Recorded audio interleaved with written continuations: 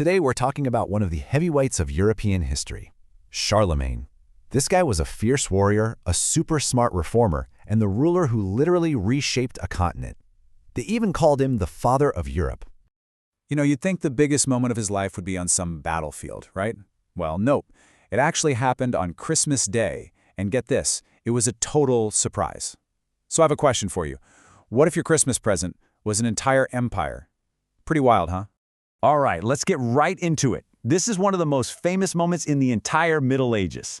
So picture this. It's Christmas morning, the year 800. You're in Rome at St. Peter's Basilica, and the place is absolutely packed for the big holiday mass. And right there, kneeling at the altar, is the most powerful guy in Europe, the king of the Franks, Charlemagne himself. So Charlemagne gets up from praying, and suddenly Pope Leo III does something nobody expected. He grabs a golden crown and places it right on the king's head. The whole church just goes wild, shouting and cheering for their new emperor of the Romans.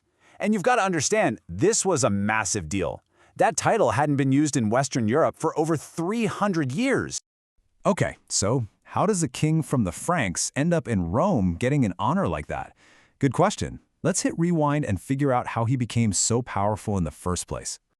Charlemagne's whole life was basically about two things: fighting and expanding. He started out as a co-king with his brother in 768, but when his brother died just a few years later, bam, he was the one and only ruler. And he did not waste a second. He immediately went on the attack, conquering the Lombards in Italy and starting this insane 30-year war against the Saxons up north. The man was absolutely relentless. And I mean relentless. Get this, over his entire reign, he led more than 50 military campaigns. 50. His goal was pretty straightforward: make his kingdom bigger and make sure its borders were safe. And through all that fighting, he managed to build this gigantic territory that stretched across most of Western Europe. But being a great warrior isn't the whole story here. It doesn't explain that surprise coronation on Christmas. To get that, we need to look at a really important friendship, an alliance between the king and the pope. So let's shift gears and look at what was happening in Rome. The Pope wasn't just a spiritual leader, he was a major political player, which means he had some very dangerous enemies. And Pope Leo III, he was in some serious trouble. We're talking physically attacked by rebels right in the streets of Rome. He needed a powerful friend, and he needed one fast. So here's what happened. After that attack, Pope Leo literally had to run for his life. He fled all the way over the Alps to find Charlemagne. And Charlemagne didn't just give him a place to stay. He sent him back to Rome with an armed guard to put him back in charge. That move right there, it basically made Charlemagne the #1 defender of the Christian faith. You could say the Pope owed him, big time. So that Christmas coronation, it wasn't just a thank you gift from the Pope. Oh no, it was a genius political move. Let's break down how this shiny new title of emperor completely changed the game for Charlemagne. So what's the difference between a king and an emperor, really? Well, think of it like a massive level up. A king rules over his own people, in this case the Franks. But an emperor rules over many different peoples. And he's even the boss of other kings. This new title took Charlemagne from being just a powerful regional king to being the top dog in the West, the guy everyone saw as the successor to the old Roman emperors.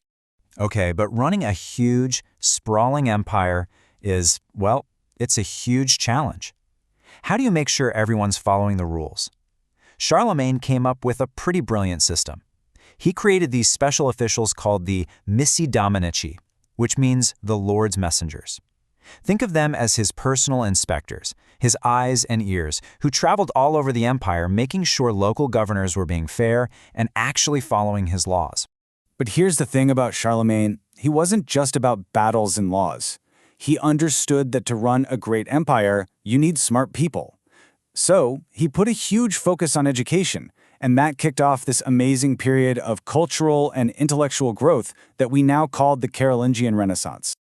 I mean, he looked around and saw that a lot of his own officials, even priests, could barely read. That was a big problem. His solution was totally radical for the time. He ordered every single monastery and cathedral in his empire to open a school.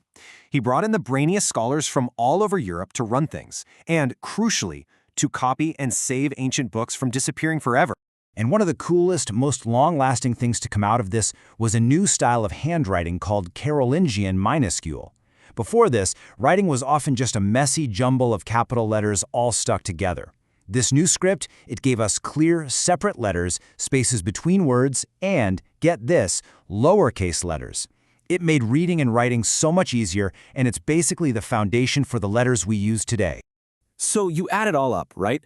The massive conquests, the new laws, this incredible revival of learning.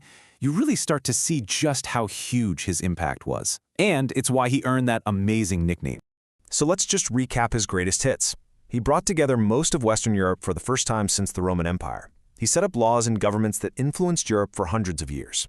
He saved ancient knowledge by reviving education. He even created a standard currency to boost the economy. And while his empire didn't last forever, it laid the groundwork for countries we know today, like France and Germany.